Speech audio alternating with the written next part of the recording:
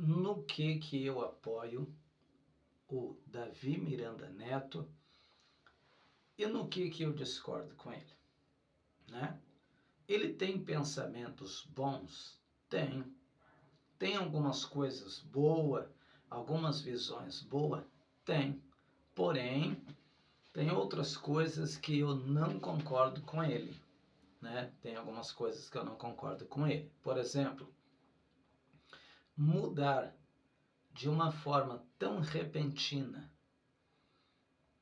a igreja Deus e Amor do jeito que foi mudada, né?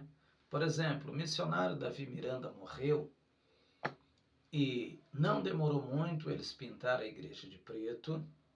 Eles colocaram jogo de luzes para que o culto fosse feito no escuro, somente com jogo de luzes.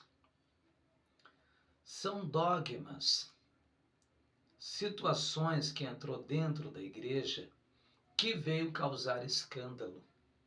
Quando a gente escuta Paulo, ele falando das coisas sacrificadas, Paulo disse assim, que os ídolos nada é nesse mundo. Paulo diz que se eu sentar em uma mesa e comer uma coisa sacrificada aos ídolos, Paulo disse assim, os ídolos nada é. Não vai te prejudicar e vai te contaminar, desde que você receba aquilo com ação de graças, que é apresentando ao Senhor em oração. Mas o mesmo Paulo disse assim, se alguém que te ver na mesa, tu que tens ciência, entendido, alguém te ver na mesa comendo coisa sacrificada aos ídolos, vai escandalizar a mente dele. E por causa do escândalo que vai causar na mente do irmão, Paulo disse assim, se eu fizer isso, eu vou estar pecando contra Cristo, ferindo a consciência do irmão mais fraco.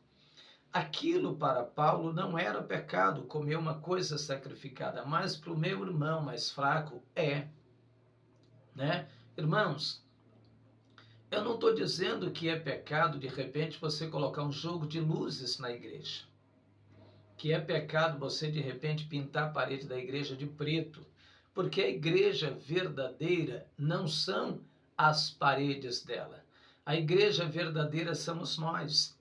Mas o escândalo que aquilo vai trazer não convém.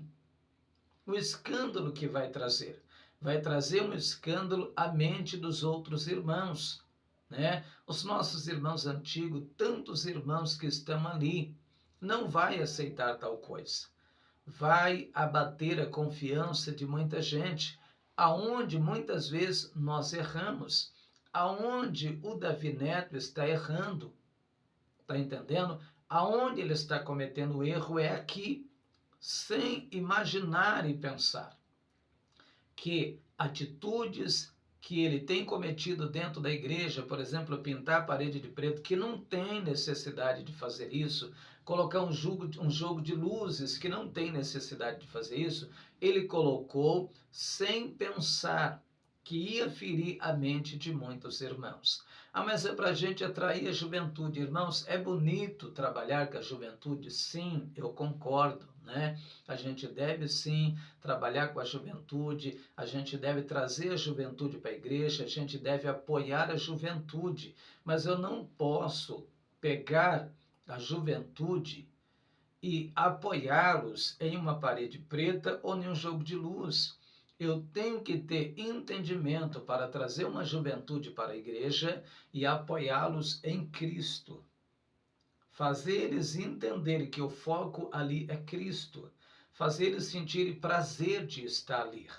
Não sentir prazer de estar dentro de uma igreja porque ela tem um jogo de luzes. Eu achei bonito, eu achei legal, nossa, eu fui em um lugar ali que é muito legal, que tem muito jogo de luzes, eu fui em um lugar que tem telão, que tem isso. Não, eu não preciso fazer isso. Porque não adianta eu atrair um jovem para fazer isso e eu desatrair alguém que está tanto tempo no ministério, que vai olhar e vai falar, meu Deus, por que estão fazendo isso?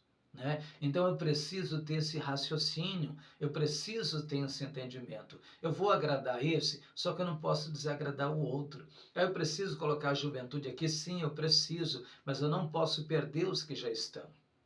Eu não posso trocar um mais velho pelo jovem.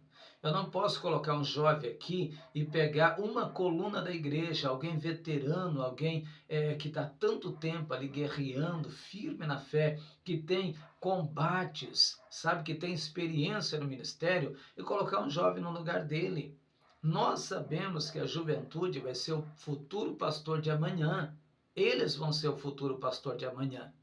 Certo? Mas o futuro de pastor de amanhã, eu não posso, irmãos, prepará-los de qualquer jeito. Eu não posso fazer com que eles venham para a igreja por causa de um jogo de luz, por causa de um telão que parece um teatro. Eu não posso fazer isso, porque eu vou estar escandalizando a mente de alguém, eu vou estar trazendo escândalo à mente de alguém, e se eu fizer isso, Paulo disse que se eu ferir a mente do meu irmão que é fraco, eu vou pecar contra Cristo.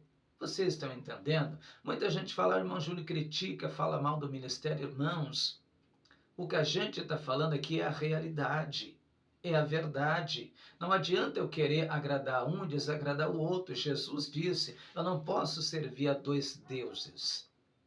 Eu não posso servir a dois deuses.